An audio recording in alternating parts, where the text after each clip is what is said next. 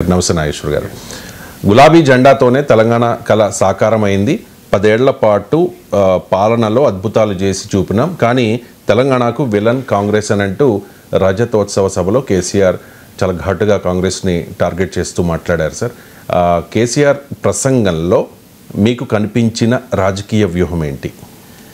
అంటే ఒకటి మీరు అన్నట్లు కాంగ్రెస్ అధికారంలో ఉంది కనుక కాంగ్రెస్ పార్టీ పైనే ప్రధానంగా టార్గెట్ చేశాడు. That is understandable. ఎందుకంటే రాష్ట్ర శాసనసభలో కాంగ్రెస్ ప్రధాన అధికారంలో ఉంది, ప్రధాన ప్రతిపక్షంగా బీఆర్ఎస్ ఉంది. కానీ ఇంట్రెస్టింగ్ ఏంటంటే బీజేపీ గురించి కేవలం ఒక్క మాట మాట్లాడంతే. ఈ 11 ఏళ్లలో 11 రూపాయలు కూడా ఇవ్వలేదు, జాతీయ హోదా ఏ ఒక్క ప్రాజెక్టుకి ఇవ్వలేదు, ఇన్ని మెడికల్ కాలేజీలు పెడితే మనకు ఒక మెడికల్ కాలేజీ ఇవ్వలేదు, ఇంతకు మించి ఏమీ మాట్లాడలేదు. నరేంద్ర మోడీ తెలంగాణ ఏర్పాటును వ్యతిరేకించాడు, బిడ్డను తీసి తల్లిని చంపారు. ఇట్లాంటి అంటే ఎక్కడా కూడా కేంద్ర ప్రభుత్వ విధానాలపైన ఒక్క మాట మాట్లాడారు. దేశంలో ఇప్పుడు వక్ఫ్ చట్టం, సవరణ చట్టం వచ్చింది. దేశంలో అనేక విధానాలపైన ప్రతిపక్షాలన్నీ రగులుతున్నాయి. కానీ సర్ప్రైజింగ్ ఏంటంటే ఒక్క మాట కూడా మాట్లాడలేదు. సో మరి ఎందుకు మాట్లాడలేదు అనేది ఒక అంశం. అంటే గతంలో మీరు ఏ ఉపన్యాసమైన కేసీఆర్ చూడండి, కాంగ్రెస్ను అటాక్ చేసిన దాంట్లో ఎంతో కొంత భాగం బీజేపీని కూడా అటాక్ చేసేవాళ్ళు కాంగ్రెస్ను. ఎందుకంటే రాష్ట్రంలో కాంగ్రెస్ అధికారంలో ఉన్న మాట ఎంత నిజమో, ప్రతిపక్ష స్పేస్ను బీజేపీ ఆక్రమిస్తున్న మాట కూడా నిజం. అందువల్ల బీజేపీని కూడా టార్గెట్ చేస్తారు. మరి బీజేపీని టార్గెట్ చేయలేదు అంటే ఇది రాబోయే కాలంలో కొత్త రాజకీయ పునరేకీకరణ, పొలిటికల్ అలైన్మెంట్కు, రీఅలైన్మెంట్కి ఏమైనా ఇండికేటరా అనేది ఫస్ట్ క్వశ్చన్. రెండవది, ఇందులో ఎక్కడ రేవంత్ రెడ్డి పేరు పెట్టి టార్గెట్ చేయలే. రేవంత్ ప్రతిరోజు కేసీఆర్ని టార్గెట్ చేస్తున్నా, సింప్లీ ఇగ్నోర్డ్ రేవంత్ రెడ్డి. రేవంత్ రెడ్డి అన్న పదం కూడా వాడటానికి కేసీఆర్ ఇష్టపడలే. ఇది కూడా వ్యూహాత్మకమే. ఎందుకు ఏంటి ఆ వ్యూహం అంటే, తన స్థాయికి రేవంత్ కాదు, తన పిల్లల స్థాయి అని. ఎందుకంటే అందులో ఒక ఉపన్యాసం అన్నాడు కూడా, పిల్లలకే సమాధానాలు చెప్పలేకపోతున్నారు, నాకేం చెప్తారు అన్నాడు. పిల్లలంటే కేటీఆర్, హరీష్ అని ఆయన ఉద్దేశం. సో అందువల్ల రేవంత్ రెడ్డి స్థాయి లేదు అని మొదటి నుంచి బీఆర్ఎస్ వాదన. నేను చాలాసార్లు చెప్పాను, స్థాయి అనేది ప్రజలు ఇస్తారు తప్ప ప్రత్యర్థులు ఇవ్వరు. సో రాష్ట్రంలో ముఖ్యమంత్రి రేవంత్ రెడ్డి, ప్రధాన ప్రతిపక్ష నేత కేసీఆర్. నా హైడ్రేషన్ కోసం I just trust one thing, ఫుల్గా వాటర్ ఉండే కంట్రీ డిలైట్ వల్ల పొలాచి కోకోనట్స్. సో ఇప్పుడే కంట్రీ డిలైట్ యాప్ డౌన్లోడ్ చేసుకొని ఆర్డర్ చేయండి. కానీ కేసీఆర్ వ్యూహాత్మకంగా రేవంత్తో ఫైట్ పికప్ చేసుకోదలుచుకోలే. అది కూడా వ్యూహాత్మకమే. ఎందుకంటే ఇప్పుడు కూడా పొలిటికల్ రైవల్స్ను కరెక్ట్గా చూజ్ చేసుకోగలగాలి కూడా. సో అది కూడా వ్యూహాత్మకంగానే రేవంత్ గురించి తాను మాట్లాడదలుచుకోలేదు. మూడవది, కాంగ్రెస్ పార్టీలో ఉన్నటువంటి పవర్ స్ట్రగల్ను ఒక రకంగా సింబలైజ్. మనందరికీ తెలుసు, రేవంత్తో పాటు బట్టి విక్రమార్క కూడా పోటీ పడ్డాడు, ఉత్తమ్ కుమార్ రెడ్డి పోటీ పడ్డాడు. ముఖ్యంగా ఈ ముగ్గురు అయితే పోటీ పడ్డారు ముఖ్యమంత్రి పదవికి. అందులో బట్టి విక్రమార్క ముఖ్యం. అందుకే ఆయనకు ఉప ముఖ్యమంత్రి పదవి ఇచ్చారు, ఆర్థిక మంత్రిగా ఇచ్చారు. మరో ఉప ముఖ్యమంత్రి ఎవరికి ఇవ్వలేదు.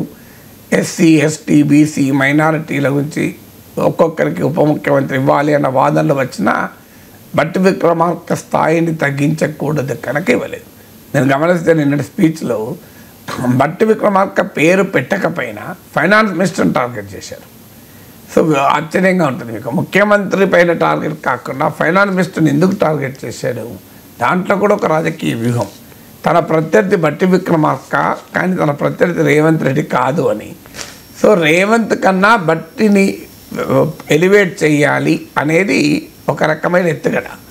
అందులో భాగంగానే రేవంత్ని ఇగ్నోర్ చేసి బట్టి విక్రమార్కను తన ప్రిన్సిపల్ రైవల్ పొజిషన్లో కూర్చుండబెట్టాలి. కాంగ్రెస్ పార్టీలో ఉన్న అంతర్గతమైన డిఫరెన్సెస్ను తనకు అనుకూలంగా వాడుకోవాలన్న రాజకీయ వ్యూహం అందులో మనకు కనబడుతుంది. ఇది మూడవది. నాలుగవది ఏంటంటే, ఇందులో మీకు తన ప్రభుత్వము చేసిన అనేక పనుల గురించి చెప్పారు. సో ఎవరైనా చెప్పుకుంటారు, అందులో ఆశ్చర్యం లేదు. కానీ తన ప్రభుత్వం చేసిన పనుల గురించి చెప్పే సమయంలో మరి ప్రజలు ఎందుకు ఓడించాను? సో తాను అభివృద్ధి చేసింది, తెలంగాణను ఒక పటిష్టమైన రాష్ట్రంగా మార్చాను, కరెంటు, రైతు బంధు, కేసీఆర్ కిట్టు, ఇలా చాలా విషయాలు, ఇరిగేషన్ ప్రాజెక్ట్ చెప్పారు. కానీ ఫండమెంటల్ క్వశ్చన్ ఏంటంటే ఎక్కడ తన పార్టీ లోపించింది, ఎక్కడ ఎందుకు ఓడిపోయారు? ఏదో కారణం లేకపోతే ప్రజలు ఓడించారు కదా.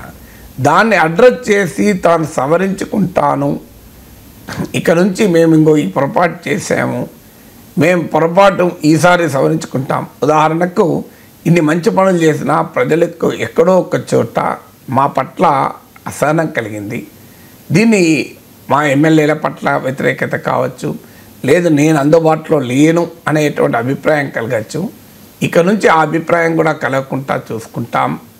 ఇలా ఏదో ఒక కోర్స్ కరెక్షన్ చెప్పడం ద్వారా ప్రజలు ఎందుకు ఓడించారు, కేసీఆర్లో మార్పు వచ్చింది, కేసీఆర్ అర్థం చేసుకున్నాడు, కేసీఆర్ను రిజెక్ట్ చేయొచ్చు కానీ రిఫార్మ్డ్ కేసీఆర్ వస్తే ప్రజలు ఆహ్వానిస్తారు అనే వ్యూహాన్ని ఆచరించాలి. కానీ అది ఎక్కడ ఆచరించలేదు, తన తప్పేమీ లేదు. ఓటమికి ప్రజలే మోసపోయారు కాంగ్రెస్ పార్టీని చూసి అని విమర్శ తప్ప ఆత్మవిమర్శ ఎక్కడా లేదు. మీరు ఇందులో ఎంటైర్ స్పీచ్లో ఆత్మవిమర్శ లేదు. కానీ రాజకీయాల్లో ఎప్పుడు కూడా విమర్శ కాదు, ప్రజలు తీర్పులు చెప్పినప్పుడు ఆత్మవిమర్శలు చేసిన వారిని ప్రజలు ఆహ్వానిస్తారు. ఇక్కడ నరేంద్ర మోడీ స్థాయి నాయకుడు వ్యవసాయ చట్టాల మీద ప్రజల్లో వ్యతిరేకత వస్తే దాన్ని బహిరంగంగా క్షమాపణ చెప్పాడు. అందువల్ల రాజకీయాల్లో అది ఆహ్వానిస్తారు ప్రజలు. సో ఆ రకమైన సెల్ఫ్ క్రిటిసిజం, విమర్శ తప్ప ఆత్మవిమర్శ కనిపించలేదు. ఇక 5వది చంద్రబాబు నాయుడును టార్గెట్ చేశారు. రాజశేఖర్ రెడ్డి మెచ్చుకున్నాడు. మీకు ఇందులో ఆసక్తిగా ఉంటుంది చూడండి. అంటే అది మొదటి నుంచి కూడా బీఆర్ఎస్కు వైఎస్ఆర్ కాంగ్రెస్ పార్టీతో మంచి రిలేషన్ ఉంది, టీడీపీతో ఆ వ్యతిరేకత ఉంది. సో మరోసారి చంద్రబాబు నాయుడును టార్గెట్ చేయడం, తెలంగాణ పదాన్ని నిషేధించాడు చంద్రబాబు నాయుడు అని. కానీ మరి రాజశేఖర రెడ్డి కూడా పాస్పోర్ట్ తీసుకోవాలా తెలంగాణ రావటానికి అని 2009 ఎన్నికల సమయంలో గుర్తుండే ఉంటుంది మీకు. తెలంగాణలో ఎన్నికలు అయిపోయి రాయలసీమలో ఎన్నికలు వచ్చినప్పుడు, సీమాంధ్రలో ఎన్నికలు వచ్చినప్పుడు అప్పటిదాకా ఆయన మాట అన్నాడు. మరి ఈ విషయాన్ని ఎందుకు ప్రస్తావించలేదు? చంద్రబాబు నాయుడు అసెంబ్లీలో తెలంగాణ పదాన్ని నిషేధించాడు అని ప్రస్తావించినప్పుడు సీమాంధ్ర రాజకీయ నాయకులు ఎవరైనా ఒకటే అనేది ఎక్కడా ప్రస్తావించలేదు. మీరు గమనించండి. ప్రస్తావించకుండా వెళ్ళి రాజశేఖర రెడ్డిని అప్రిషియేట్ చేశారు. ఆరోగ్యశ్రీ మీరు అప్రిషియేట్ చేసి కేవలం చంద్రబాబు నాయుడు టార్గెట్ చేశాడు. ఇలా ఉంటారు సీమాంధ్ర నేతలు. చంద్రబాబు నాయుడు మా అసెంబ్లీలో తెలంగాణ పదాన్ని నిషేధించాడు, రాజశేఖర రెడ్డి ఏమో సీమాంధ్రపై పాస్పోర్ట్ కావాలా అన్నాడు అనలే. సో అందువల్ల తన రాజకీయ వైఖరిలో స్పష్టంగా మీకు 2009 ఎలక్షన్లో చంద్రబాబు నాయుడు భుజాలపైన తుపాకీ పెట్టి మహాకూటమిని కాంగ్రెస్ని కలిచాడు కేసీఆర్. ఇప్పటికి కూడా అదే స్ట్రాటజీ ఉంది. వైసీపీ జగన్మోహన్ రెడ్డి, రాజశేఖర రెడ్డి అభిమానులు తనకు ఉపయోగపడతారు, చంద్రబాబు నాయుడును మాత్రం టార్గెట్ చేయాలి అనే లక్ష్యం కనబడుతోంది. ఇక 6వది మీకు ఇందులో తెలంగాణ సెంటిమెంట్.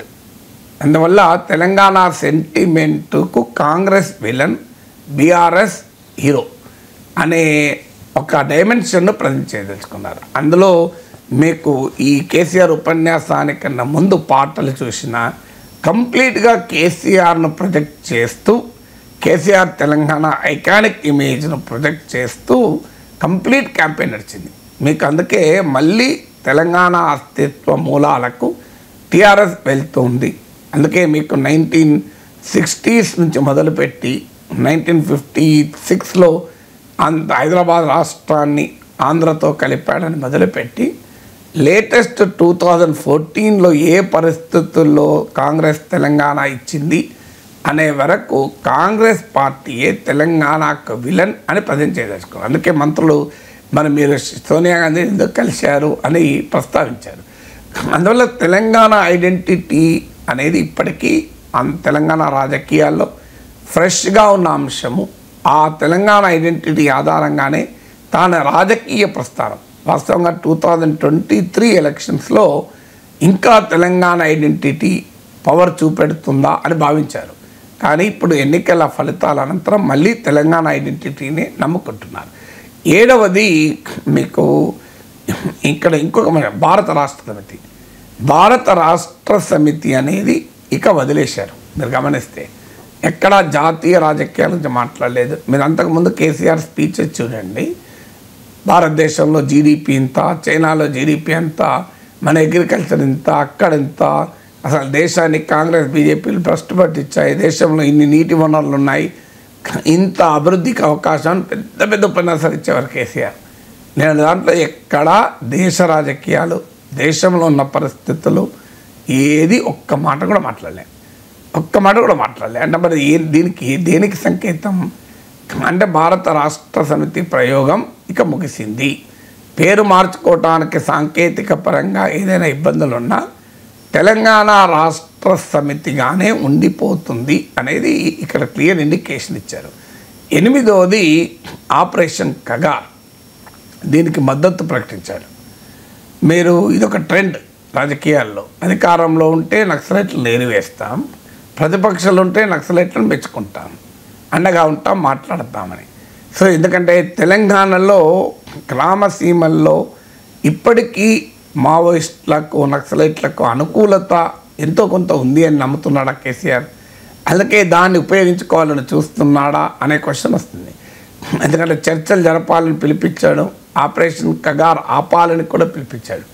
సో మరి ఇదొక ఇంట్రెస్టింగ్ అబ్జర్వ్. ఒకవైపు భారతీయ జనతా పార్టీ మార్చి 2026 నాటికి అసలు నక్సలిజమే లేకుండా చేస్తాను అని మాట్లాడుతుంటే కేసీఆర్ ఆపరేషన్ కగార్ ఆపండి, చర్చలు జరపండి అని ఆర్గ్యుమెంట్ ముందు పెడుతున్నారంటే it's what kind of political strategy ఇది అని. మరి అధికారంలో ఉన్నప్పుడు ఎప్పుడైనా చర్చల కోసం ప్రయత్నించారా? కేసీఆర్ ముఖ్యమంత్రిగా 10 ఏళ్ళు ఉన్నాడు. ఎప్పుడైనా రాజశేఖర టైంలో చర్చలు జరిగాయి తప్ప తెలంగాణ వచ్చాక ఎక్కడ చర్చలు జరగలేదు. ఇక 9వది కాంగ్రెస్ పార్టీ ప్రామిసెస్, అవి ఇంప్లిమెంటేషన్. అంటే రాబోయే కాలంలో కేసీఆర్ బీఆర్ఎస్ స్ట్రాటజీ వల్ల కాంగ్రెస్ ఇచ్చిన హామీలపైన వెంటబడదలుచుకున్నారు. ఎందుకంటే ఆయన స్పీచ్లో అత్యధిక భాగం కాంగ్రెస్ హామీల గురించే ఉంది. మీరు గమనిస్తే సో కాంగ్రెస్ హామీల గురించి ఎక్కువగా మాట్లాడాడు. 10వది ఈ ప్రభుత్వం పైన ఎలా ఉంటారు. మీకు ఈ మధ్య ప్రస్తావించాడు కూడా. మీకు దుబాక ఎమ్మెల్యే మాటలు సంచలనం కలిగించాయి.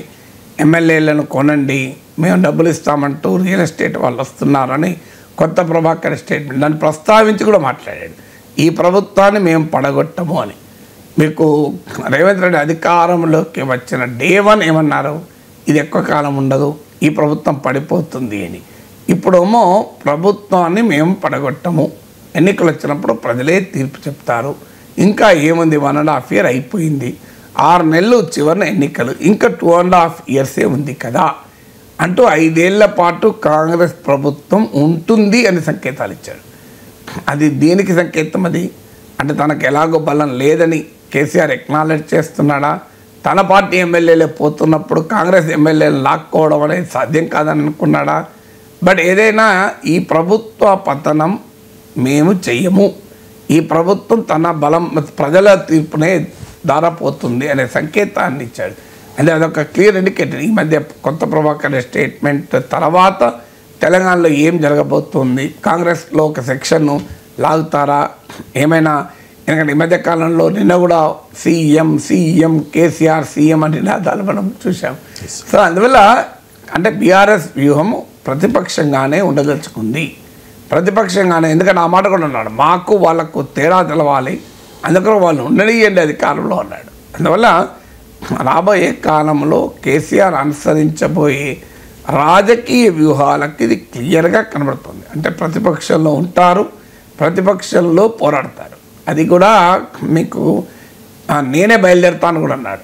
ఇక ముందు ప్రజాక్షేత్రంలో ప్రతిపక్ష పోరాటానికి, బీఆర్ఎస్ ప్రజా శ్రేణుల పోరాటానికి కేసీఆరే ప్రత్యక్ష నాయకత్వం వహిస్తాడు. ఇక అసెంబ్లీకి వస్తాడా ప్రధాన ప్రతిపక్ష నేతగా అంటే అది అనుమానాస్పదమే. ఏం చేయాలి, మా పిల్లలకి ఆన్సర్ ఇస్తలే, నాకేం ఆన్సర్ ఇస్తాడు అన్నాడు.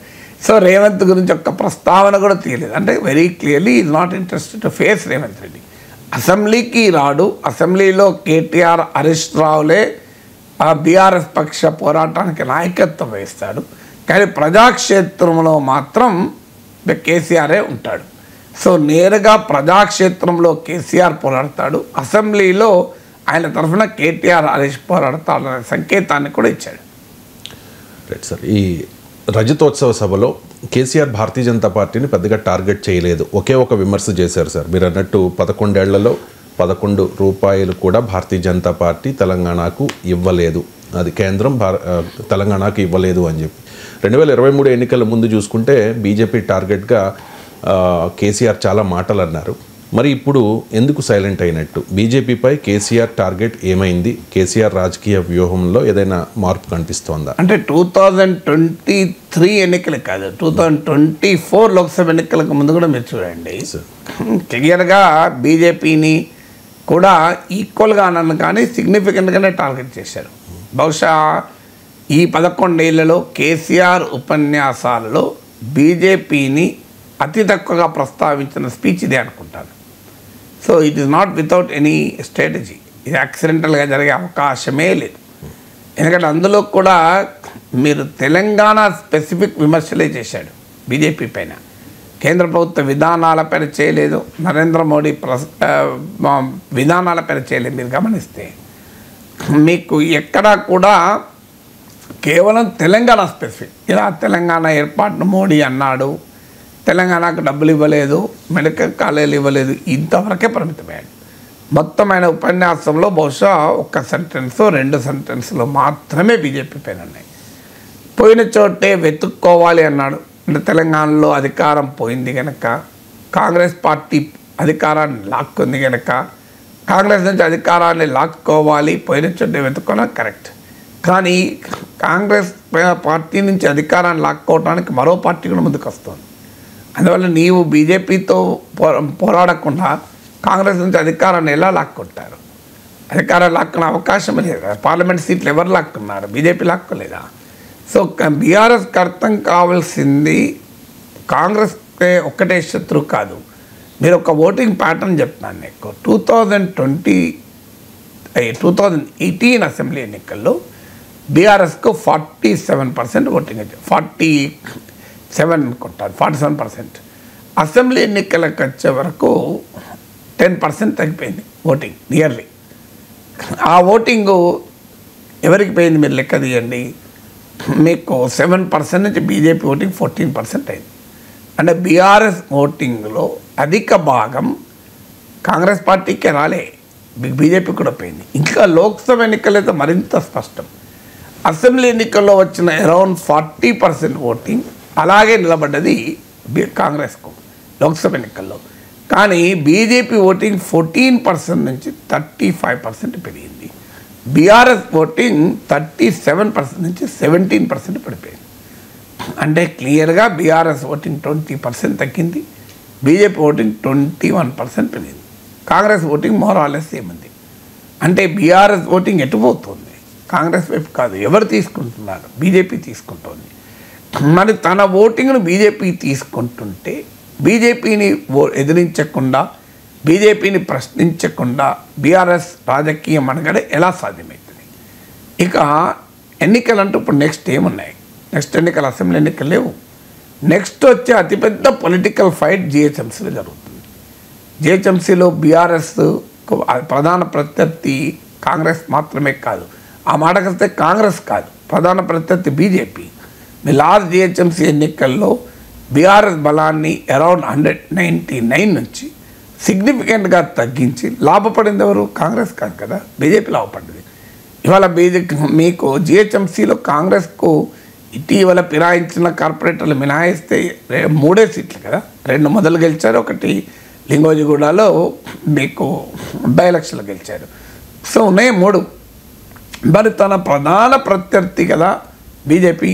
మరి జిహెచ్ఎంసీ ఎన్నికలు ఏమని ఫైట్ చేస్తారు? కాంగ్రెస్ పార్టీని ఓడించమని ఫైట్ చేస్తారా, బీజేపీని ఓడించమని ఫైట్ చేస్తారా? మరి బీజేపీని ఓడించమని జిహెచ్ఎంసీలో ఫైట్ చేయాలి అంటే మరి బీజేపీ గురించి ఎందుకు మాట్లాడతలేరు? ఎందుకంటే జిహెచ్ఎంసీ ఎన్నికలకు ముందు అతిపెద్ద సభ ఇదే నా అంచనా. దీని తర్వాత మళ్ళీ జిహెచ్ఎంసీ ఎన్నికలకు ముందు సభ ఏమీ జరగదు. మరి ఎందుకు అంటే రేపు జిహెచ్ఎంసీ ఎన్నికల్లో ప్రత్యక్షంగానో పరోక్షంగానో బీఆర్ఎస్ బీజేపీలు ఏమైనా కలవబోతున్నాయా? ముందు లోపాయకారి అవగాహన పెట్టుకొని ఎన్నికలు అయ్యాక కాంగ్రెస్ పార్టీ కనుక బీజేపీ బీఆర్ఎస్ కలిసి జిహెచ్ఎంసీలో అధికారాన్ని ఏమైనా పంచుకుంటాయా? అసెంబ్లీ ఎన్నికల్లో అది పునాది అవుతుందా? ఎందుకంటే జిహెచ్ఎంసీలో అది బీఆర్ఎస్తో పోస్ట్ ఎలక్షన్లో బీజేపీ కలిస్తే ఒక ఆర్గ్యుమెంట్ పెట్టుకుంటారు, ఎంఐఎంను అధికారంలోకి రాకుండా చేసేందుకు మేము కలుస్తున్నాం మాకు అని. ఇప్పటిదాకా కలవమని ఇప్పుడు ఎందుకు కలుస్తున్నారంటే వాళ్ళకు ఒక ఆన్సర్ ఉంటుంది. అయినా విడిపోయి కలవడం బీజేపీ కొత్త కాదు. సో తెలుగుదేశానికి ఎన్డీఏ తలుపులు మూసేసినామని చెప్పిన అమిత్ షా తలుపులు తెరవలేదా?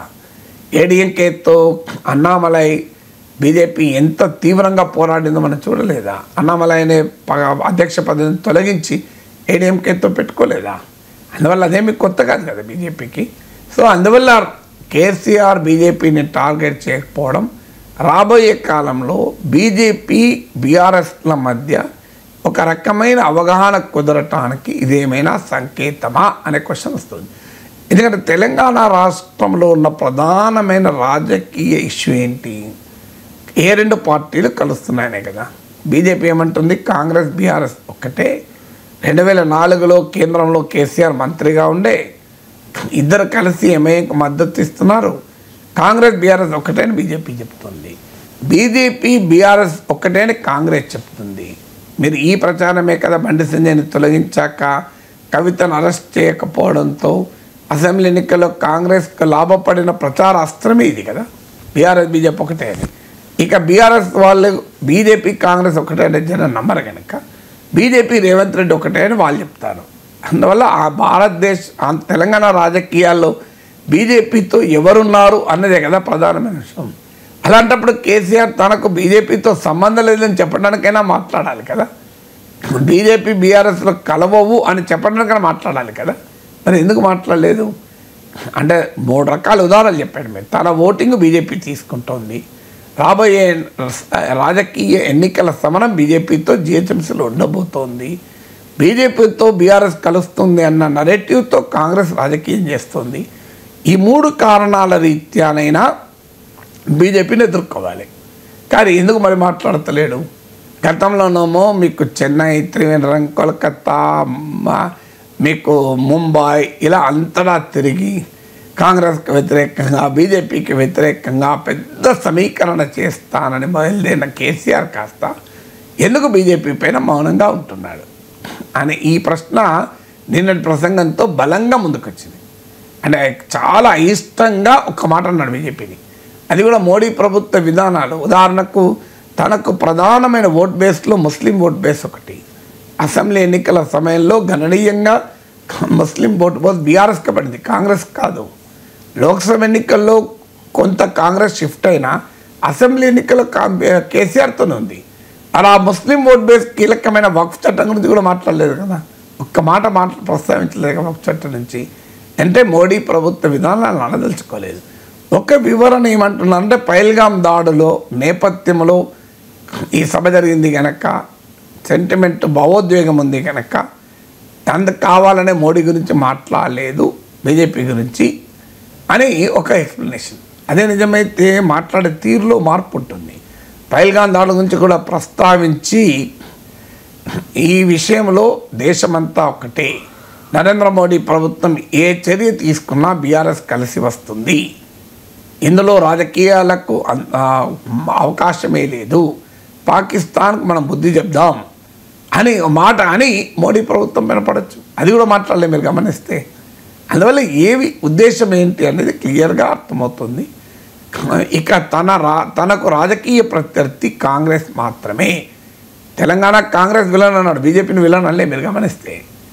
సో విలన్ అనకపోగా ప్రతిపక్షాల తెలంగాణకు అనుకూలం అన్నారు. ఇప్పుడు ఎవరు ప్రతిపక్షము?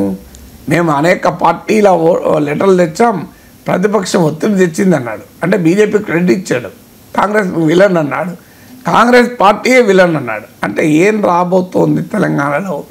ఫ్యూచర్ పొలిటికల్ అలైన్మెంట్ రీఅలైన్మెంట్ ఏమైనా జరుగుతుందా అనే సందేహాలనైతే నేను ప్రసంగం లేవనెత్తింది. అండ్ ప్రభుత్వాన్ని పడగొట్టం, ప్రజలే వీపు సాపు చేస్తారు, ప్రజలే బుద్ధి చెబుతారు అని చెప్పి కేసీఆర్ మాట్లాడారు సార్. కానీ తెలంగాణలో కాంగ్రెస్ ప్రభుత్వం ఏర్పడిన ఫస్ట్ డే నుంచి మనం గమనిస్తూ ఉన్నాం, ఇంకా 6 నెలల్లో ఈ ప్రభుత్వం పడిపోతుంది అని చెప్పి ప్రతిరోజు ఎవరో ఒకరు హరీష్ కానీ, కేటీఆర్ కానీ, ఇతర బీఆర్ఎస్ నాయకులు కానీ పదే మాట్లాడేవారు. ఈ మధ్యనైతే మాట్లాడడం లేదు. అండ్ ఇప్పుడు కేసీఆర్ ప్రజలే బుద్ధి చెప్తారు, మేము ప్రభుత్వాన్ని పడగొట్టే ఉద్దేశం లేదని మాట్లాడారు. ఎందుకు ఈ మార్పు సార్? అంటే పడగొట్టలేరని అర్థమైందేమో.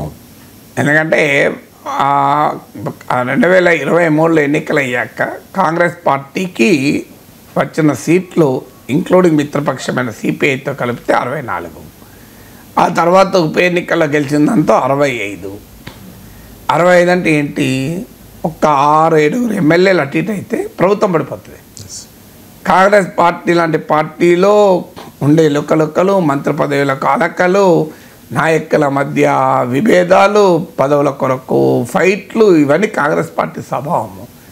అలాంటి పరిస్థితుల్లో 6-7 ఎమ్మెల్యేలు అటు ఇటు కావడం పెద్ద ఆశ్చర్యమే ఉంటుంది.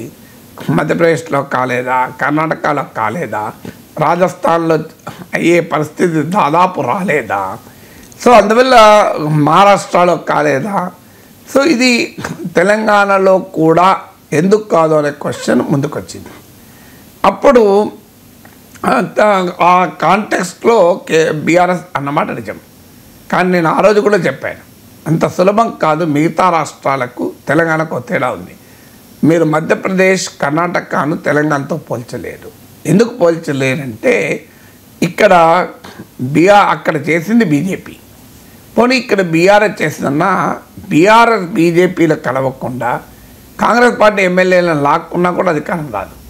మీరు ఒకవేళ కాంగ్రెస్ నుంచి ఒక 10 మంది వస్తారనుకుందాం, బీఆర్ఎస్లోకి 10 మంది వచ్చినా కూడా అధికారం వస్తుందా? 20 మందికి పైగా బీఆర్ఎస్లోకి వస్తే అప్పుడు అధికారం వస్తుంది. మరి కాంగ్రెస్ పార్టీ నుంచి 20 మంది ఎమ్మెల్యేలు బీఆర్ఎస్కి పోయినా అది కూడా సుస్థిర ప్రభుత్వం ఉండదు. 30 మంది పోవాలి. 30 మంది అంటే సగం మంది కాంగ్రెస్ ఎమ్మెల్యేలు వెళ్ళి కేసీఆర్తో కలిస్తే అధికారం వస్తుంది. ఇది ప్రాక్టికల్గా సాధ్యమా? ఈలోగా బీఆర్ఎస్కి వెళ్ళిన 10 మంది ఎమ్మెల్యేలు ఇటువైపు వచ్చారు. ఇంకెక్కడిది? అటువైపు నుంచి వచ్చిన తర్వాత సంగతి ఇటువైపు నుంచి పోయారు కదా. 10 మంది అటు వెళ్ళారు, అనేక కారణాల రీత్యా మిగతా వాళ్ళు పోలేదు. లేకపోతే ఇంకా 16 మంది వెళ్ళిపోతారు.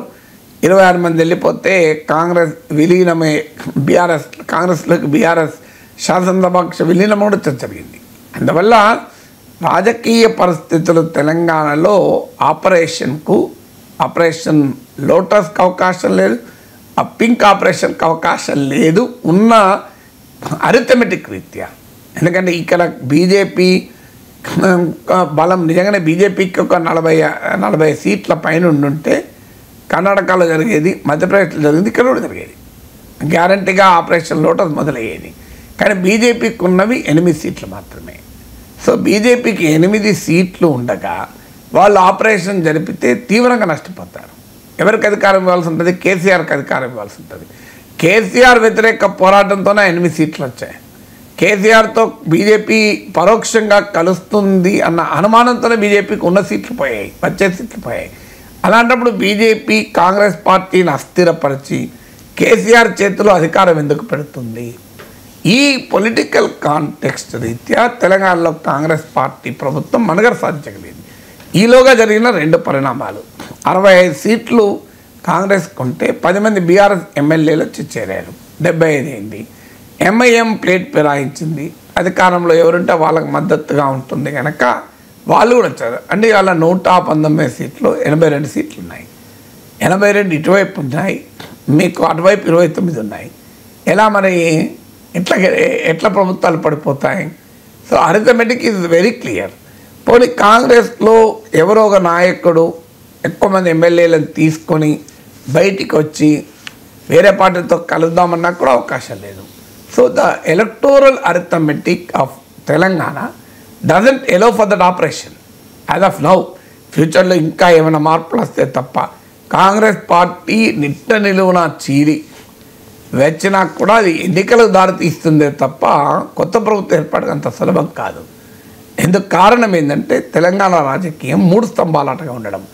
ఇలాంటి ఆపరేషన్లు జరిగిన మీరు ఎక్కడైనా చూడండి, మధ్యప్రదేశ్, కర్ణాటక, మహారాష్ట్ర కూడా క్లియర్గా మహారాష్ట్రలో 2 కూటముల మధ్య, మధ్యప్రదేశ్, కర్ణాటకలో 2 పార్టీల మధ్యనే పోలరైజేషన్.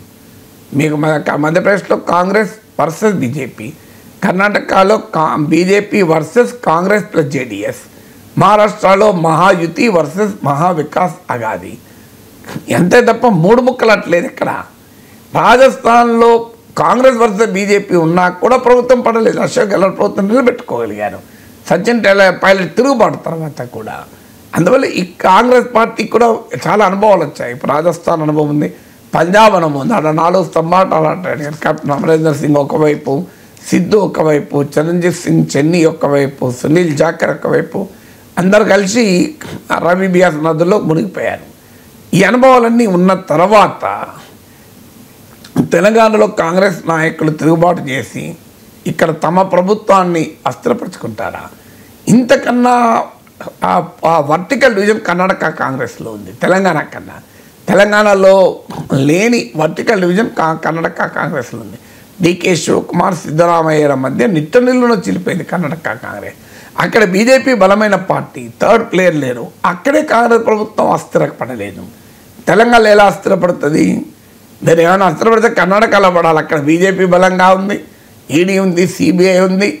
కర్ణాటకలో కాంగ్రెస్ పార్టీ నిట్టనిల్లులో చీలిపోయింది.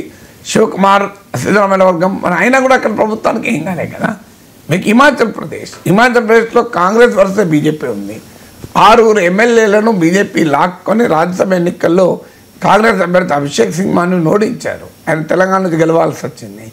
అక్కడ కూడా పార్టీ నిట్టనిల్లులో చీలిపోయింది. సుఖేందర్ సింగ్ సుక్కు, ప్రతిభా సింగ్, వీరభద్ర సింగ్ ఫ్యామిలీ. మరి ఆడ కూడా హిమాచల్ ప్రదేశ్లో కాంగ్రెస్ ప్రభుత్వం పతనం కాలే. కర్ణాటకలో హిమాచల్ ప్రదేశ్లో కన్నా ముందు తెలంగాణలో ఎట్లా పడిపోతుంది? బహుశా ఈ పొలిటికల్ రియలైజేషన్ కేసీఆర్కి వచ్చినట్టుంది. అందుకే మేము పడగొట్టము అని, ఇట్స్ బై డిఫాల్ట్. పడగొట్టే స్కోపే లేనప్పుడు ఎట్లా పడగొడతారు? పడగొట్టే స్కోప్ కనిపించడం లేదు కనుక బహుశా మాట్లాడచ్చు. Unless something miracle happens, Telangana Congress చిందరవందర అయితే తప్ప అంత సులభం కాదు. ఆ పరిస్థితి అయినా కూడా కేసీఆర్ ముఖ్యమంత్రి అయి స్థిరమైన ప్రభుత్వం అయ్యే అవకాశం లేదు. ఏమైనా ఉంటే ఫ్రెష్ ఎలక్షన్స్కి పోయే అవకాశం ఎక్కువ ఉంటుంది. ఆ సూచనలు, సంకేతాలు కూడా తెలంగాణ కాంగ్రెస్ లేవు. చాలామంది ఊహించిన దానికి భిన్నంగా అంతర్గతంగా విభేదాలు ఉండొచ్చు. ఏ పార్టీలో లేవు, బీఆర్ఎస్లో లేవా, సెకండ్ ర్యాంక్ లీడర్షిప్ల మధ్య బీజేపీలో లేవా. కానీ మీ కాంగ్రెస్లో క్యాబినెట్, రేవంత్ రెడ్డి క్యాబినెట్లో మాత్రం విభేదాలు ఆ పార్టీకి ఎంబరాసింగ్ పొజిషన్కి వచ్చిన ఉదాహరణ లేదు. ఇప్పటి వరకు ఒక్క క్యాబినెట్ మంత్రి కూడా తమ ప్రభుత్వానికి వ్యతిరేకంగా తాము వ్యాఖ్యానాలు చేసి ఇబ్బంది పెట్టింది లేదు.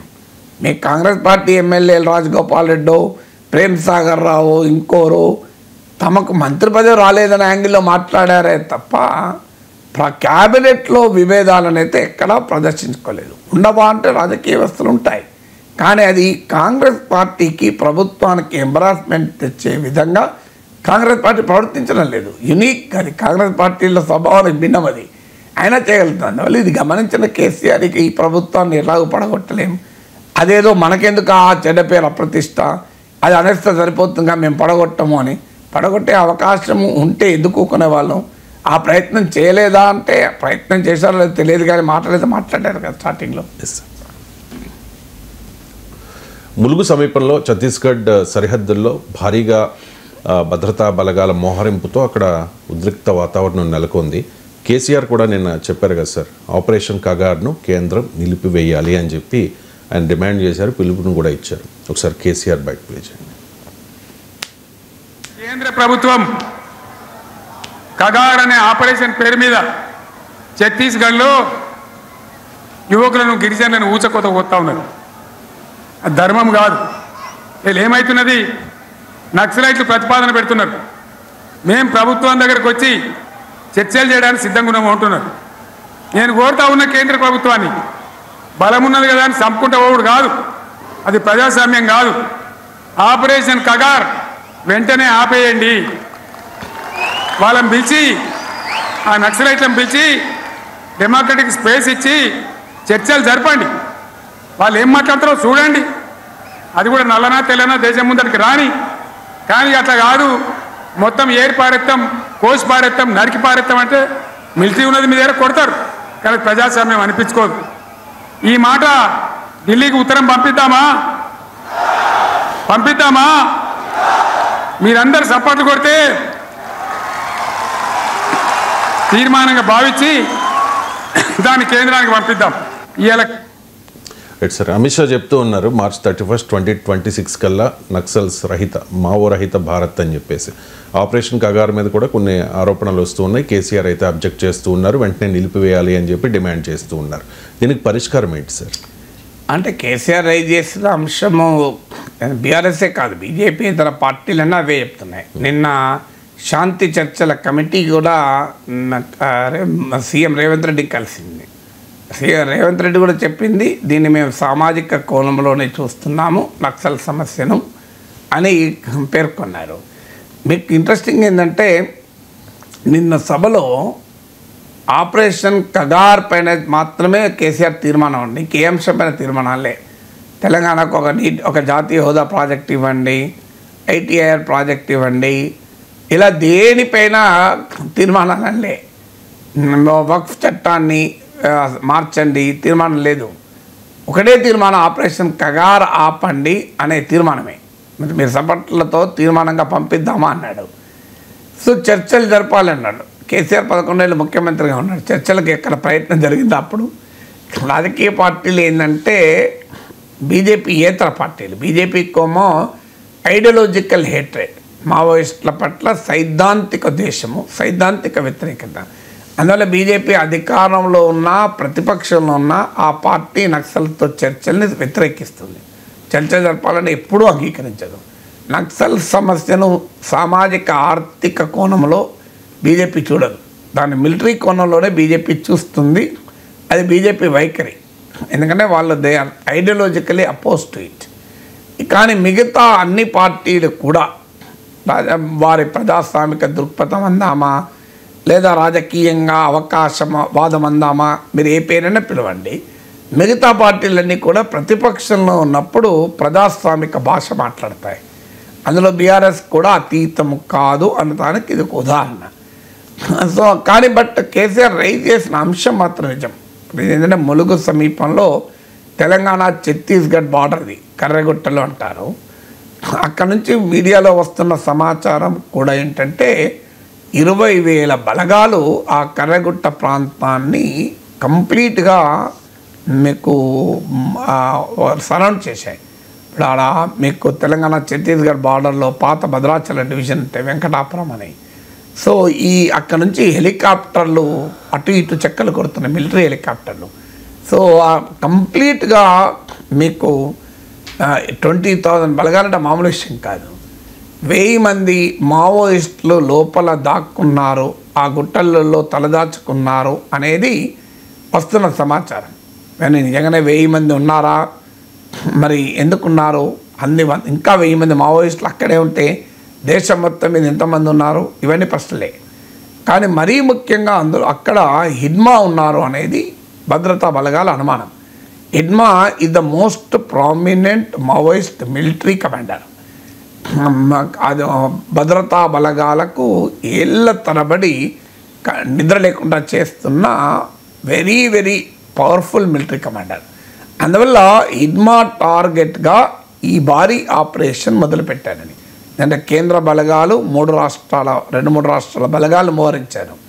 సో ఇది మీకు ఈ ప్రాంతము మీకు వాజీడు, వెంకటాపురం, అక్కడ వాటర్ ఫాల్ కూడా ఉంది, చాలా ఈ మధ్య కాలంలో తెలంగాణ వచ్చాక ఫేమస్ అయింది. మీరు ఆ ప్రాంతము చూస్తే నేను ఆ ప్రాంతంలో వెళ్ళొచ్చిన వాడు కనుక చాలా హిలీ టెరెన్. ఇప్పుడు మీకు ఈ కర్రగుట్టల్లో చాలా గుహలు ఉన్నాయి, సొరంగ ప్రాంతాలు ఉన్నాయి, నేచురల్గా ఫామ్ అయినాయని. ఆ గుహల నుంచి అక్కడ స్థానికులు చెప్పేది ఏంటంటే లోపలికి పోతే టార్చ్ లైట్ కూడా పనిచేయదని, దీపంతో మాత్రమే రూట్లు పట్టుకోవాలి. ఆ స్థానికులకు తప్ప ఎవరికి అక్కడ రూట్లు కూడా అర్థం కాదు, ఏ గుహ నుంచి బయటకు వెళ్తే ఎటువైపు వెళ్తామా అని. దట్టమైన అరణ్య ప్రాంతం కూడా, అందువల్ల అది చాలా సేఫ్ జోన్. అంత సులభంగా హిడ్మా దొరకడు అని కూడా వార్తలు వస్తున్నాయి, తెలియదు మనకు. ఇంకో వార్తలు కూడా వస్తున్నాయి, ఒరిస్సా వైపుగా హిడ్మా వెళ్ళిపోయాడు, ఇంకా ఇంతకన్నా మోర్ సేఫ్ జోన్కి వెళ్ళిపోయాడు అని కూడా వార్తలు వస్తున్నాయి.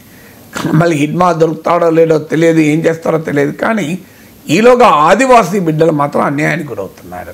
అక్కడ ఉన్న పరిస్థితి ఏంటంటే, మీరు ఆ గ్రామాలు వెళ్తే చెప్తారు, అక్కడ తిత్తాపురం, సీతారాంపురం, మీకు ఈ ప్రాంతాలు ఉన్నాయి, ఈ పాములేరు అని కర్రగుట్ట దిగువనే ఉంటుంది, అది మీకు మైదాన ప్రాంతం.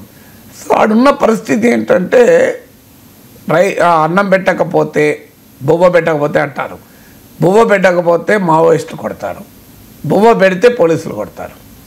రాత్రిపూట మావోయిస్టులు వచ్చి బువ్వ పెట్టమంటారు, పొద్దునపూట పోలీసులు వచ్చి ఎందుకు పెట్టారంటారు. ఏం చేయాలి ఆదివాసీలు? వాళ్ళకేమి ఈ రాజ్యము, మావోయిజము ఇవన్నీ ఏం సంబంధం లేదు. వాళ్ళ పాపం బతుకుతరువే కష్టంగా జీవిస్తూ ఉంటారు. ఆ ప్రాంతం అట్లాంటి అత్యంత వెనుకబడిన పేద ప్రాంతం. కానీ ఈ క్రాస్ ఫైర్ అంటే నక్సల్ మిలిటరీ క్రాస్ ఫైర్లో సాధారణ ఆదివాసీలు అన్యాయం అయిపోతున్నారు. భయంకరమైన ఉద్రిక్త పరిస్థితి. ఎందుకంటే అప్పుడు అంత సులభం ఈ ఆపరేషన్ ఎందుకంత కాంప్లెక్స్ అంటే, ఆ కరగుట్టల ప్రాంతం చుట్టూ ల్యాండ్ మైన్స్ పెట్టారు అని కూడా వస్తున్నాయి వార్తలు. మావోయిస్టులు పెట్టారు, స్థానిక గ్రామస్తుల్ని కూడా హెచ్చరించారు, మీరు ఇటువైపు రాకూడదు అని. మిలిటరీ ఒక్కొక్క ఈ ఐఈడి ఎక్స్ప్లోజివ్స్ని ఐడెంటిఫై చేస్తూ వాటిని నిర్వీర్యం చేస్తూ ముందుకు పోతున్నారు. సో అందువల్ల ఈ ఆపరేషన్ ఎంత మేరకు విజయవంతమవుతుంది, అసలు ఈ క్రమంలో ఎంతమంది అమాయకుల రక్తదర్పణం జరుగుతుంది, ఆ ప్రాంతంలో ఎంతటి ఉద్రిక్త వాతావరణం ఉంది అనేది ఇప్పుడు చాలా ఆందోళనకరంగా ఉన్న పరిస్థితి. సో 20,000 మిలిటరీ బలగాలు, 1000 మంది నక్సలైట్లను రోజుల తరబడి ఒక రకంగా హస్తదిగ్బంధనం చేశారు ఇప్పుడు. సో మనం ఇక్కడ ఉన్న అసలు కాశ్మీర్ సరిహద్దుల కన్నా కూడా చాలా ఉద్రిక్తంగా, కాశ్మీర్ సరిహద్దులు కూడా ఇంత మోహరింపు లేదు. సో కాశ్మీర్ సరిహద్దుల్ని మించి కర్రగుట్టలో మోహరింపు ఉన్నది. ఇదొక మనకు అర్థం కావడం లేదు. ఆ పూర్తి పిక్చర్ మిలిటరీ ఆ ప్రాంతానికి వెళ్ళి రిపోర్ట్ చేసిన సిచ్యువేషన్ లేదు. కానీ చాలా ఉద్రిక్త పరిస్థితి. అక్కడ స్థానిక ఆదివాసీ బిడ్డలను అడిగితే చెప్తారు. సో వాళ్ళకు దినదిన గణంగా మారిపోయింది లైఫ్ అనేది. ఎన్ని రోజులు నడుస్తుంది, ఎంత నడుస్తుంది అని. అందువల్ల ఇప్పటికైనా ప్రభుత్వాలకు అర్థం కావాల్సింది ఉంది, మావోయిస్టులకు అర్థం కావాల్సింది. ప్రభుత్వాలకు అర్థం కావాల్సింది ఏంటంటే, భారతదేశంలో నక్సలిజం లేట్ 60s మొదలైంది. నక్సల్బరీ అనే గ్రామంలో బెంగాల్లో చార్ మజుందార్ వర్గశత్రు నిర్మూలన అనే సిద్ధాంతాన్ని ఇండివిజువల్ అనిహిలేషన్ అంటారు. అంటే వ్యక్తిగత హింసావాదం ద్వారా వర్గశత్రువులను నిర్మూలించడం ద్వారా విప్లవం వస్తుంది అనే ఒక డీవియేషన్ ఇండియన్ కమ్యూనిస్ట్ మూమెంట్లో ఒక పెడదోరని మొదలై, సో సాయుధ పోరాటం ద్వారా రాజ్యాన్ని కూల్చేయగలం, శ్రామిక వర్గ రాజ్యం తేగలం అని మొదలైంది. సిద్ధాంతం, ఆశయము, లక్ష్యము ఒక సమసమాజమే కావచ్చు, కానీ ప్రజల ఆలోచన స్థాయిని సంబంధం లేకుండా సాయుధ పోరాటం పిలిపించారు. లెనిన్ అంటాడు, ప్రజల చైతన్య స్థాయిని దాటి నువ్వు నినాదాలు ఇస్తే అది ఫ్యాన్సీ అయితే తప్ప రెవల్యూషన్ కాదు. సో ఇప్పుడు మావోయిస్టులు ఇలా నక్సలైట్లు గత 60 ఏళ్ళుగా ఈ పని చేస్తున్నారు. కానీ ప్రభుత్వం ఏం చేస్తుంది, 60 ఏళ్ళుగా మిలిటరీ ద్వారా దీన్ని ఒక ల్యాండ్ ఆర్డర్ ప్రాబ్లంగానే చూసి మిలిటరీ ద్వారా దీన్ని మేము అంతం చేస్తామని 60 ఏళ్ళుగా చేస్తున్నారు. కొత్తగా చేస్తున్నారా? సాల్వాజుడు లాంటి ప్రమాదకరమైన కౌంటర్ నక్సలైట్ ఆపరేషన్లు చేయించారు నాన్ స్టేట్ యాక్టర్స్తో. ఏం జరిగింది ఇప్పటివరకు? నక్సలిజం పోయిందా? అందువల్ల violence thrown up by political movement అనేది డిఫరెన్స్.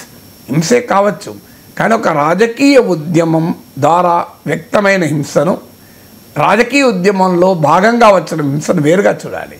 దానికి కారణం అక్కడున్న జంగల్, జమీన్, అడవి, భూమి, నీరు, ఇక్కడున్న వనరులు మావి అనేటువంటి ఆ జంగల్, జమీన్ అనే సామాజిక ఆర్థిక అంశాలను పట్టించుకోకుండా కేవలం మిలిటరీ సొల్యూషన్ ద్వారా మాత్రమే మేము నక్సలిజాన్ని అంతం చేస్తామంటే ఈ 60 ఏళ్లలో సాధ్యం కాలే.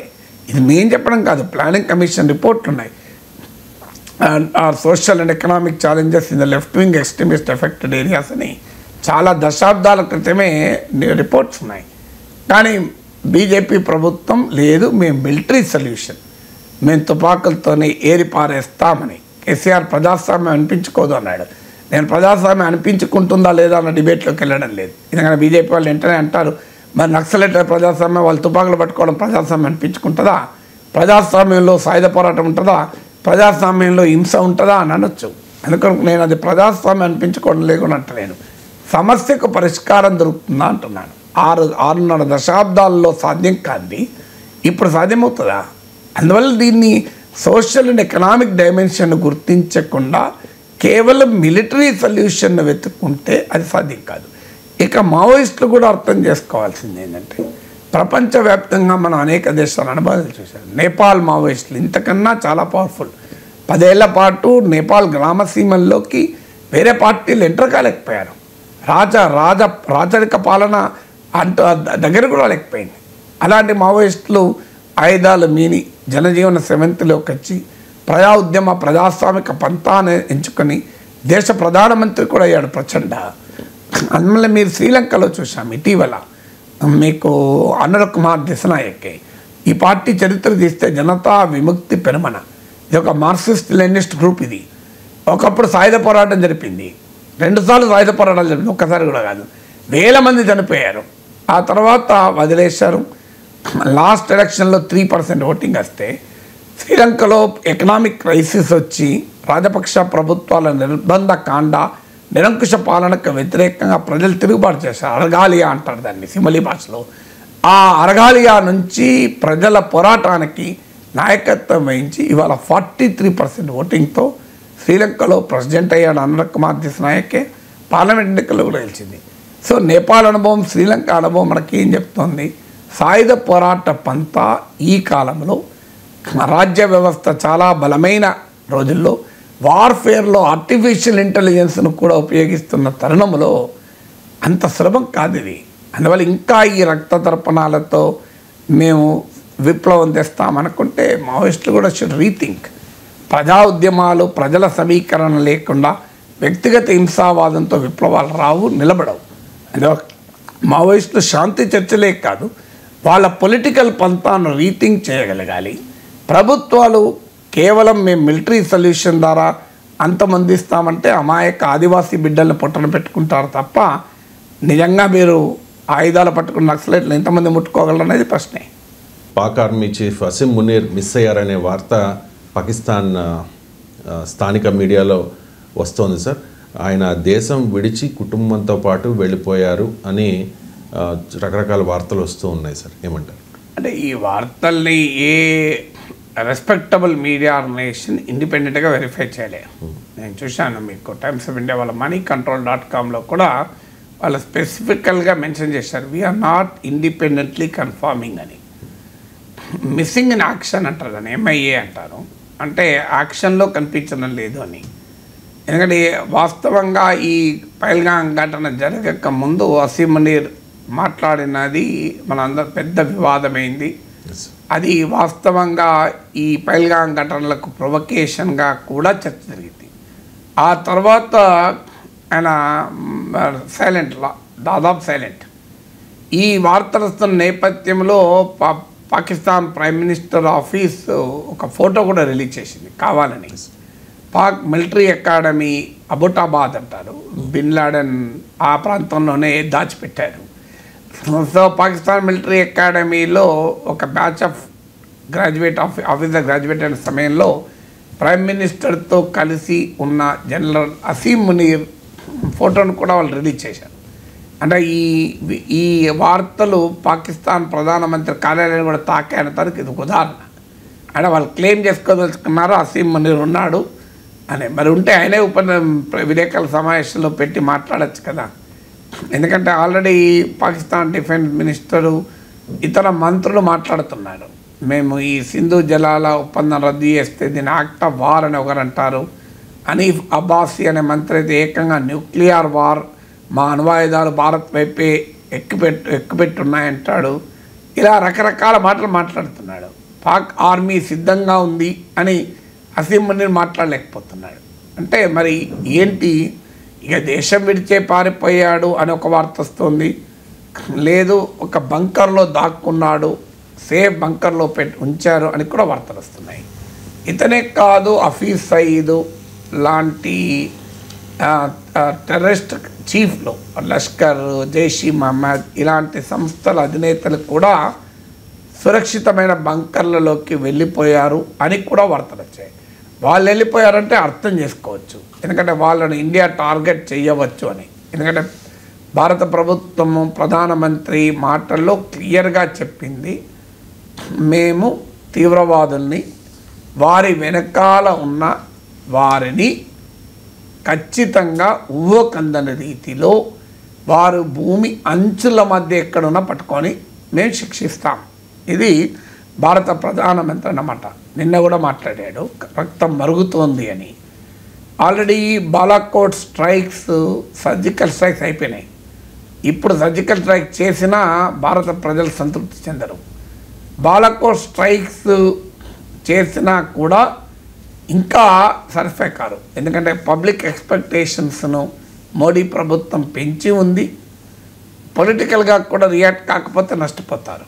అందువల్ల భారత ప్రభుత్వం చాలా సీరియస్గా రియాక్ట్ కావచ్చు అనే అనుమానంతోనే పాకిస్తాన్లో ఈ ప్రేలాపనలన్నీ మొదలయ్యాయి. అంటే ఇండియా వెరీ స్ట్రాంగ్ మిలిటరీ యాక్షన్కు వెళ్ళవచ్చు. అది కూడా పాకిస్తాన్ పై మిలిటరీ పైన యుద్ధం కాకుండా సెలెక్టెడ్ టెర్రరిస్ట్ ఇన్ఫ్రాస్ట్రక్చర్ పైన డివాస్టేటింగ్ అటాక్, బాలాకోట్ స్ట్రైక్ను మించిన స్థాయిలో అటాక్ చేయవచ్చు అని పాకిస్తాన్లో కూడా అనుమానాలు మొదలయ్యాయి. అందుకే దాన్ని నివారించడానికే యుద్ధం భాష మాట్లాడుతున్నారు. ఇండియా ఎక్కడ యుద్ధం చేస్తామని చెప్పలేదు. ఈవెన్ బాలాకోట్లో జరిగిన స్ట్రైక్స్ కూడా ప్రియంప్టివ్ నాన్ మిలిటరీ స్ట్రైక్స్ అన్నాను తప్ప మిలిటరీ స్ట్రైక్స్ అనలే మనం. అందువల్ల ఇండియా వార్ చేస్తుంది, వార్ భాష, వార్ మాంగరింగ్ భాష, యుద్ధోన్మాద భాష మీకు పాకిస్తాన్ నుంచి వినపడుతుంది తప్ప మన దేశం నుంచి ఎక్కడా మన నాయకులు ఎవరు యుద్ధం చేస్తాం పాకిస్తాన్ పైన అని ఇంతవరకు మాట్లాడలేదు. మనం ఒక్కరే మాట్లాడుతున్నాం, మా దేశంలో అమాయకుల ప్రాణాలు తీసిన తీవ్రవాదుల్ని, వారి వెనకాలన్న వారిని వదిలివేయమంటున్నారు. ఇది హైలీ జస్టిఫైడ్, యుఎన్ చార్టర్ కూడా అంగీకరించేటువంటి అంశం. అందుకని పాకిస్తాన్ దాని యుద్ధం గురించి మాట్లాడుతున్నారు, అణ్వాయుధాల గురించి మాట్లాడుతున్నారంటే వారిలో ఉన్న పిరికితనం అర్థమవుతుంది, వాళ్ళలో ఉన్న భయం, అనుమానం అర్థమవుతుంది. అంటే ఇండియా వెరీ పవర్ఫుల్ రియాక్షన్ ఇవ్వబోవచ్చు అని. మరి ఆ రియాక్షన్ ఎల్టీటీఈ చీఫ్నో, జైషీ మహమ్మద్ చీఫ్నో, హఫీజ్ సయీదో, దావుద్ ఇబ్రహీమో, మసూద్ అజర్లు ఉన్న స్థావరాలను అటాక్ చేస్తారా? ఎందుకంటే భారత ప్రధానమంత్రి ఈ ఘటన జరిగిన తర్వాత ఇద్దరు ఇంటర్నేషనల్ లీడర్స్తో మాట్లాడాడు. ఒకరు Italian prime minister Giorgia Meloni, second person Benjamin Netanyahu. Giorgia మెలోన్తో మాట్లాడడం అంత ప్రాధాన్యత కాదు, కానీ మీకు బెంజమిన్ నెతన్యాహుతో మాట్లాడడం ప్రాధాన్యతమైంది. ఇజ్రాయిల్ ఆపరేషన్లు ఏంటి? ఇజ్రాయిల్ ఆపరేషన్ మీద కనుక గమనిస్తే ఇజ్రాయిల్ టార్గెటెడ్ కిల్లింగ్స్ చేస్తుంది. అంటే మీకు మీకు Hasan Nasrallah, Hezbollah commander chief, అతను ఉన్న ప్లేస్లో బీరూట్ పరిసరాల్లో, శివార్ ప్రాంతాల్లో ఆ యొక్క స్పెసిఫిక్ ప్రిసైజ్ ఇంటెలిజెన్స్ సమాచారంతో కరెక్ట్గా హసన్ నస్రుల్లానే అటాక్ చేసింది. మీకు ఇస్మాయిల్ హనై ఇరాన్లో ఇరాన్ ప్రెసిడెంట్ ప్రమాణ స్వీకారానికి వచ్చి గెస్ట్ హౌస్లో ఉంటే పొలిటికల్ చీఫ్ ఆఫ్ హమాస్ను నేరుగా అక్కడే అటాక్ చేసింది. సో ఇది ఇజ్రాయిల్ తరహా ఆపరేషన్. మీరు అమెరికా అబుటాబాద్లో ఒసామా బిన్ లాడెన్ పైన జరిపిన ఆపరేషన్, పాకిస్తాన్ మిలిటరీ పైన దాడి చేయలే, ఎక్కడా దాడి చేయలే, నేరుగా బిన్ లాడెన్ పైననే అటాక్ చేసి బిన్ లాడెన్నే లేపేశారు. సో ఇలా ఏదైనా ప్రిసిషన్ ఆపరేషన్కు ఇండియా ప్రిపేర్ అవుతుందా అనేది బహుశా పాకిస్తాన్ అనుమానం. ఆ ప్రిసిషన్ ఆపరేషన్లో హఫీజ్ సయీద్, మసూద్ అజర్లను టార్గెట్ చేస్తారా? ఎందుకంటే ఇంకా బాలాకోట్ స్ట్రైక్స్ దాటిపోయింది స్టేజ్. లేదు జనరల్ అసీం మునీర్నే టార్గెట్ చేస్తుంది ఇండియా అని కనుక పాకిస్తాన్ అనుమాన పడుతుందా? నిజంగానే ఇండియా టార్గెట్ చేస్తుంది అనడం లేదు, ఎందుకంటే Asim Munir is a ISI చీఫ్గా పనిచేశాడు. సో సో ఆయన మాట్లాడే భాష కూడా జిహాదీ భాష ఉంటుంది. సో ఇది నాట్ ఏ ప్రొఫెషనల్ ఆర్మీ చీఫే కాదు, సో జిహాదీ భాష మాట్లాడే ఆర్మీ చీఫ్. కానీ ఆయన అఫీషియల్గా పాకిస్తాన్ ఆర్మీ చీఫ్. అది మనం భారతదేశం గమనంలో ఉంచుకుంటుంది కదా. హఫీజ్ సయీద్ మీకు మసూద్ అజర్లు వేరు, అసీం మునీర్ వేరు. వాళ్ళ అందరి భాష ఒకటే ఉండవచ్చు, కానీ అధికారిక పొజిషన్లో దేశ ఆర్మీ చీఫ్గా ఉన్నప్పుడు అతన్ని టార్గెట్ చేయడం అంటే మామూలు విషయం కాదు. అది ఎక్కడి దాకా వెళ్తుంది అనేది చెప్పలేం. ఇజ్రాయెల్ మిడిల్ ఈస్ట్లో జరిపిన ఆపరేషన్ వేరు. ఇప్పుడు అమెరికా మీకు ఇరాన్ ఆర్మీలో చాలా కీలకమైన వ్యక్తి ఉన్న సొలమనీని అంతం చేసింది. సో ఇరాక్లో ఆయన ఉన్న సమయంలో ఎయిర్పోర్ట్లో ఉండగా అమెరికన్ టార్గెట్ చేసి జనరల్ సొలమనీ, ఆయన ఇరాన్లో చాలా కీలక మిలిటరీ నాయకుడు, అతను అంతం చేసింది.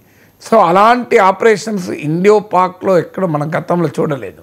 మరి అలాంటి ఆపరేషన్కి ఏమైనా ఇండియా ప్రిపేర్ అవుతుంది, అసీం మునీర్ పైన అటాక్ చేస్తుంది అనే అనుమానం ఏమైనా పాకిస్తాన్ కలిగిందా?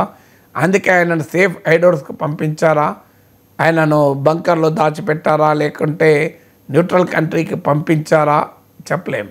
దాంతోపాటు ఈ పరిస్థితి ఉద్రిక్తంగా మారి చేజారిపోతే ఇది పాకిస్తాన్ బ్లేమ్ అయ్యే పరిస్థితి వస్తే ఇంటర్నేషనల్గా పాకిస్తాన్ మీద ఒత్తిడి పెరిగితే ఇది మా తప్పు కాదు, అసీం మునీర్ తప్పు, ఇది పాకిస్తాన్ తప్పు కాదు అని స్కేప్ గోట్లను కూడా వెతుక్కుంటారు. బలిపశువులుగా అసీం మునీర్ని బలిపశువు అయినా పాక్ ప్రభుత్వం చేయదలుచుకుందా? సో ఇది మా తప్పే కాదు, పాకిస్తాన్ ప్రభుత్వము తప్పు కాదు. ఇప్పటిదాకా నాన్ స్టేట్ యాక్టర్స్ అంటున్నారు. ఇప్పుడు ఆర్మీ చీఫ్ని ఏమైనా బలిపశువు చేస్తారా? ఇవన్నీ క్వశ్చన్సే, nobody knows the answer. But ఈ పరిణామాలన్నీ చూస్తుంటే యుద్ధం భాష మాట్లాడడము, అణ్వాయుధ ప్రయోగాలు చేస్తామనడము, ఇప్పుడు అసీం మునీర్ కనిపించడం మిస్సింగ్ ఇన్ యాక్షన్, ఇవన్నీ కూడా పాకిస్తాన్లో కనబడుతున్న నర్వస్నెస్, పాకిస్తాన్లో కనబడుతున్న భయం, అనుమానం, బలహీనతలు మాత్రమే రిప్రజెంట్ చేస్తుంది. భారత్ పాకిస్తాన్ల మధ్య ఉద్రిక్తతలు ఇంకా కొనసాగుతూనే ఉన్నాయి సార్. అక్కడ ఉగ్రవాద నేతలే కాదు, మంత్రులు కూడా రెచ్చగొట్టే వ్యాఖ్యలు చేస్తూ ఉన్నారు. తాజాగా పాకిస్తాన్ మంత్రి ఒక కామెంట్ చేశారు సార్, మా 130 అణ్వస్త్రాలు మీకే గురిపెట్టాం, మా ఆయుధాలు ప్రదర్శనకు కాదు, సింధు నీళ్లను భారత్ ఆపేస్తే పూర్తిగా యుద్ధానికి సిద్ధమైనట్టేనంటూ కామెంట్ చేశారు. సో అబ్బాసీ వ్యాఖ్యలను ఏ రకంగా చూడాలి? అండ్ దక్షిణాసియాకు అణ్వస్త్ర భయం ఉందా సార్? ఆ ప్రమాదం ఉందా? మీద అణ్వస్త్రాలు ఉన్నంతకాలం అణ్వస్త్ర భయం ఉంటుంది. దక్షిణాసియాకి ఏంటి, ప్రపంచానికి కూడా అణ్వస్త్ర భయం ఉంటుంది. అందువల్ల ఇండియన్ పాలసీ అదే. మనము భారతదేశ విధానానికి అమెరికా నాయకత్వంలోని న్యూక్లియర్ హ్యావ్స్ అంటారు, అణ్వస్త్రాలు కలిగి ఉన్న దేశాల విధానానికి ఉన్న తేడా అదే. మనం అందుకే న్యూక్లియర్ డిజార్మమెంట్, సంపూర్ణ నిరాయుధీకరణ మనం అంటాం. న్యూక్లియర్ నాన్ ప్రొలిఫరేషన్ అని America, China, UK, Russia, France లాంటి దేశాలు అంటాయి. తేడా ఏంటి అంటే, నాన్ ప్రొలిఫరేషన్ అంటే అణ్వాయుధాలు ఇప్పటికే ఉన్న మాలాంటి దేశాల దగ్గర అలాగే ఉంటాయి, వాటిని ఇంకా అప్డేట్ కూడా చేసుకుంటాం, కానీ కొత్తగా ఎవడో అణ్వాయుధాలు తయారు చేయకూడదని. ఇది నాన్ ప్రొలిఫరేషన్. భారతదేశం ఇందుకు అంగీకరించదు. మనం అనేది ఏంటంటే వివక్షపూరితమైన ఈ నాన్ ప్రొలిఫరేషన్ ఒప్పందాలు మేము అంగీకరించము. అంటే అణ్వాయుధాలు ఉన్నవాడు ఉంచుకొని కొత్తవాడుకు అణ్వాయుధాలు ఉండకూడదు. ఇది నథింగ్ బట్ న్యూక్లియర్ అపార్థీడ్ అంటాం, అణుజాత్యంకారం అంటాం. అందుకే మనము న్యూక్లియర్ నాన్ ప్రొలిఫరేషన్ ట్రీటీ, అణ్వస్త్ర నిరోధక ఒప్పందము, comprehensive test ban treaty CTBT, సమగ్ర అణుపరీక్షల నిషేధ ఒప్పందము, fissile material cut off treaty, అణువిచ్చిత్తి పదార్థాల నియంత్రణ ఒప్పందం, ఈ 3 ఒప్పందాలపైన ఇండియా సైన్ చేయలేదు. మనం చెప్పింది అదే, ఇవి వివక్షపూరితము అని. అందుకే టోటల్ డిజార్మమెంట్ కావాలి, సంపూర్ణ నిరాయుధీకరణ కావాలి అనేది మన విధానం. భారత అణువిధానము పాకిస్తాన్ స్పెసిఫిక్ అణువిధానం కాదు. భారత అణువిధానం ఒక ప్రిన్సిపల్ పైన అంతర్జాతీయ సమాజాన్ని దృష్టిలో పెట్టుకున్న విధానం. అందువల్ల ప్రపంచంలో భూమిపైన ఎక్కడ అణ్వాయుధాలున్నా అది ప్రమాదమే. అందువల్ల దక్షిణాసియాకు మాత్రమే కాదు, అణ్వాయుధాలు ప్రపంచంలో ఎక్కడున్నా ప్రమాదమే.